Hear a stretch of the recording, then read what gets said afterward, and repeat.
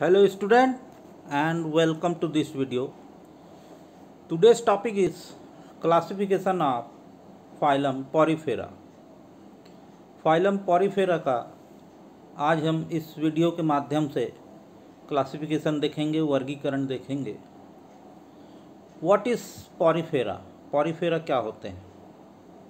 Porifera animal kingdom का animals है जिसको सामान्य रूप से हम कहते हैं स्पॉन्जेस। इसको स्पॉन्ज कहा जाता है क्योंकि ये एक मोटे गद्देनुमा संरचना का इनका शरीर होता है, इसलिए इनको स्पॉन्ज कहा जाता है।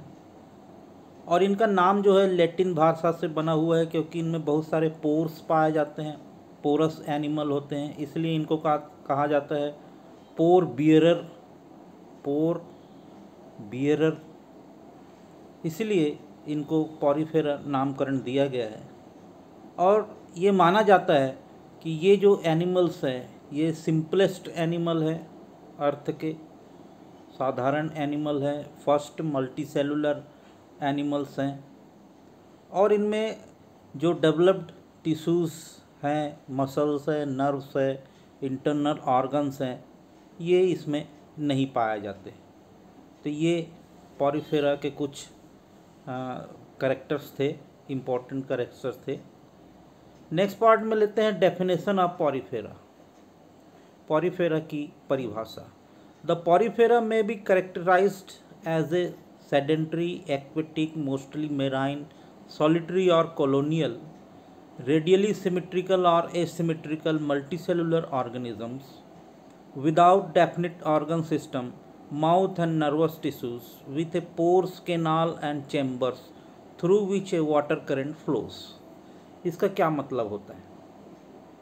देखिए, इस परिभाषा के अनुसार पोरिफेरा वो जंतु होते हैं, वो कैरेक्टर्स इसमें दिखाई देते हैं जो कि सेडेंटरी है, मतलब एक जगह पर रहकर अपने जीवन निर्वाह करते हैं, एक ही जगह पर स्थित होकर अपनी जीवन पूरा निर्वाह करते हैं।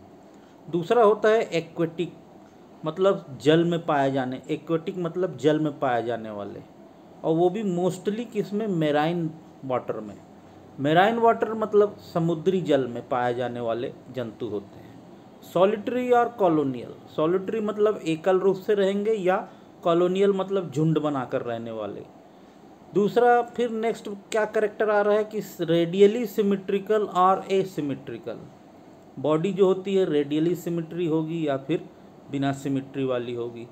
फर्स्ट मल्टीसेलुलर ऑर्गेनिजम्स, ये मल्टीसेलुलर एनिमल्स होते हैं जिसमें विदाउट डेफिनिट ऑर्गन सिस्टम पाया जाता है, माउथ नहीं होता, ऑर्गन सिस्टम नहीं पाया जाता, माउथ नहीं पाया जाता, नर्वस टिश्यूज़ नहीं पाए जाते, लेकिन इनमें एक ऐसा सिस्टम पाया जाता है जिसको कहते हैं केनाल सिस्टम। पोर्स के थ्रू में एक नली के रूप में संरचना पाई जाती है जिसको कहा जाता है केनाल सिस्टम, जिसके द्वारा वाटर करंट है जो पूरे शरीर में फ्लो होता है। इसी वाटर करंट के द्वारा, इसी केनाल सिस्टम के द्वारा इस पोरिफेरा एनिमल्स की समस्त गतिविधियां संचालित होती हैं। अब लेते हैं इसका general characters. First general character है porifera include pore bearing animals. ये पोर्स बियरर होते हैं जिनमें कि शरीर में छोटे छोटे छिद्र पाए जाते हैं। कॉमनली कॉल्ड स्पॉन्जेस, सामान्य रूप से इनको स्पॉन्ज कहा जाता है, जो कि स्पंज के समान होते हैं इनका शरीर। ऑल स्पंजेस आर एक्वेटिक, सभी जो होते हैं जलीय होते हैं। They are sedentary in habit, एक जगह पर चिपक कर अपनी जीवन निर्वाह करते हैं। दे आर एसिमेट्रिकल और रेडियली सिमेट्रिकल, इनके जो शरीर की संरचना होती है। दे आर डिप्लोब्लास्टिक, ये मेन कैरेक्टरिस्टिक फीचर है। डिप्लोब्लास्टिक का मतलब होता है बॉडी वॉल में दो लेयर पाई जाती है, एक होती है बाहर की ओर एक्टोडर्म और भीतर की ओर एंडोडर्म। ये देखिए, मान लो हम लॉन्गिट्यूडनल सेक्शन लेते हैं तो इस प्रकार से दिखाई देता है। तो ये जो बाहर का लेयर है इसको हम एक्टोडर्म कहते हैं, और भीतर की जो लेयर है इसको हम एंडोडर्म कहते हैं। डर्म का मतलब दो क्लियर लेयर, डिप्लोब्लास्टिक मतलब ऐसी लेयर जिसमें दो एकदम क्लियर लेयर दिखाई दे, बाहर एक्टोडर्म, अंदर एंडोडर्म, और बीच में जो होता है मेसेनकाइम होता है, एक जेल लाइक स्ट्रक्चर पाया जाता है जिसको कहा जाता है मेसेनकाइम। मतलब दो, एक बाहर और एक अंदर, दोनों लेयर के बीच में एक जेल लाइक स्ट्रक्चर पाया जाता है, उसको कहा जाता है मेसेनकाइम लेयर। तो ऐसा जो बॉडी वॉल होता है उसको हम कहते हैं diploblastic. They are the first multicellular organism, ये पहले मल्टी सेलुलर ऑर्गेनिजम्स हैं जो कि प्रोटोजोआ के बाद पाए जाते हैं। नॉन कार्डेटा का ये सेकंड फाइलम है। The endoderm is form of flagellated cell called choanocytes. इसके एंडोडर्म में जो आंतरिक सतह है वहाँ पर एक सेल्स पाई जाती है फ्लैजिलेटेड वाली, जिसमें फ्लैजिला होती है, उसको कोनेकोसाइट्स कहते हैं। The body is perform by numerous minute pore called ostia. और शरीर के बाहर की ओर उनके शरीर में छोटे छोटे एपर्चर्स पाए जाते हैं, उसको कहा जाता है ऑस्टिया, जो शरीर के बाहर में पाए जाते हैं। इसके बाद नेक्स्ट जो कैरेक्टर हम देख रहे हैं, the ostia open into large cavity called spongocoel. और जो शरीर के बाहर जो छोटे छोटे माइन्यूट एपर्चर्स हैं, ये अंदर की ओर जाकर एक कैविटी में खुलते हैं, उसको कहा जाता है spongocoel. Spongocoel open to the outside by a large opening called osculum. और ये जो स्पॉन्जोसील है ये बाहर की ओर एक कैविटी में ओपन होता है, उसको कहा जाता है ऑस्कुलम।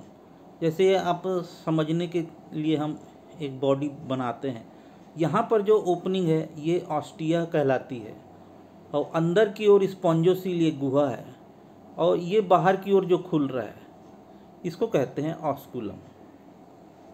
तो पहला जो अपन इस करेक्टर अपन ने पढ़ा कि ऑस्टिया पाया जाता है, वो शरीर के बाहर का एपर्चर्स है, इसको ऑस्टिया कहते हैं। और जब ये ऑस्टिया अंदर खुलती है तो उसको कहा जाता है स्पॉन्जोसील। और जो कि शरीर के अंदर की भित्ति होती, कैविटी होती, और ये जो कैविटी जब बाहर खुलती है तो उसको हम कहते हैं ऑस्कुलम।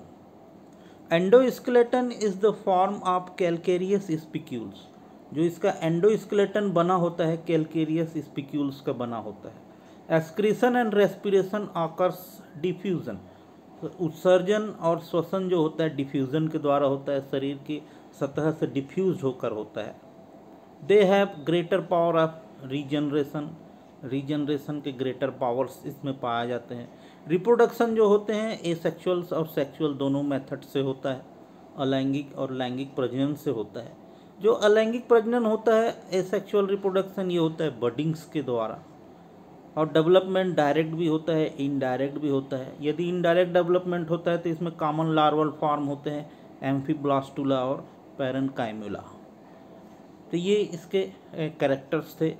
क्लासिफिकेशन, ये इसका चार्ट है क्लासिफिकेशन का, जिसमें कि 3 क्लास पाई जाती है, कैलकेरिया, हेक्सेक्टेनेलिडा और डिमोस्पॉन्जिया। तो चलिए आगे देखते हैं कि किस आधार पर ये पाया जाता है। तो फाइलम जो पॉरीफेरा है उसमें 3 क्लास को डिफाइन किया गया है स्केलेटन के आधार पर, कंकाल के आधार पर इसको अलग अलग डिफाइन किया गया है। जैसे क्लास कैलकेरिया, इसमें पाया जाता है कैल्शियम कार्बोनेट का स्पिक्यूल्स।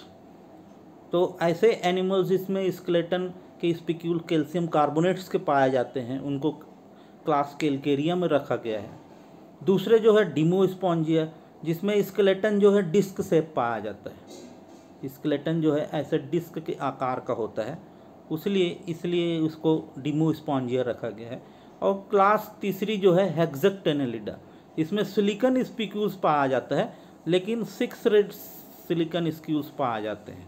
6 रेड, 6 रेज वाले, 6 रेज्ड वाले सिलिकन स्पिक्यूल्स इसमें पाए जाते हैं। 6 रेज जो सिलिकन स्पिक्यूल्स पाए जाते हैं, ऐसे जो वो भी सिलिकन के, तो उनको कहा जाता है हेक्सेक्टेनेलिडा। तो ये जो तीनों जो क्लास है वो डिफाइन की गई है स्केलेटन के आधार पर।